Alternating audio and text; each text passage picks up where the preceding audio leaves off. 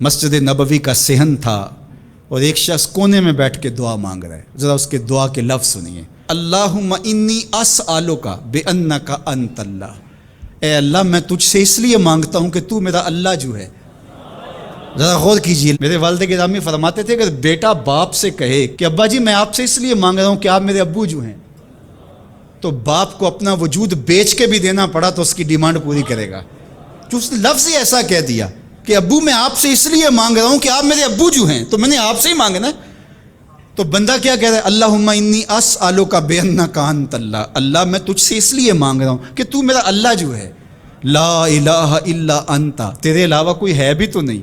انت الاحد الصمد الذی لم یلد ولم یولد. تو ایک ہی ہے، واحد ہے، اور کوئی ہے ہی نہیں جس در پہ جاؤں. کوئی چوکھٹ نہیں ہے جہاں دامن پساروں، کوئی دہلیز ہی نہیں ہے جہاں جھولی پھیلاؤں.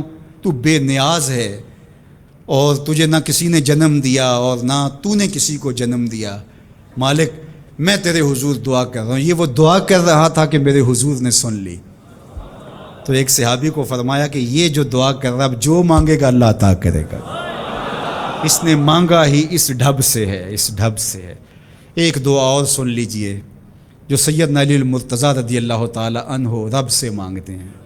اللہ اکبر. مجھے تو آج سارا دن اس دعا نے نحال کیے رکھا.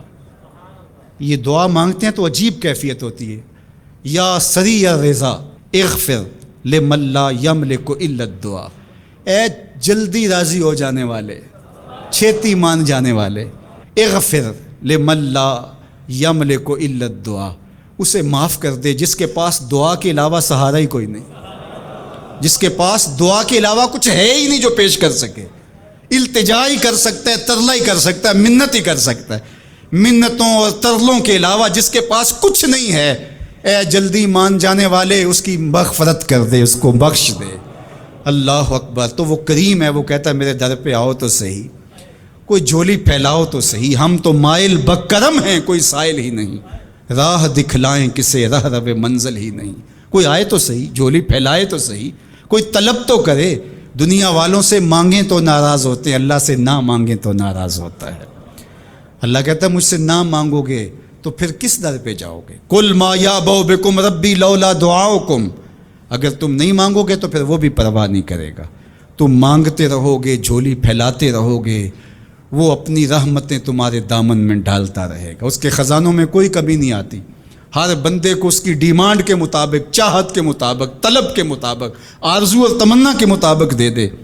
اس کے خزانوں میں پھر بھی کوئی کمی نہیں آتی. تو اسی سے مانگیں.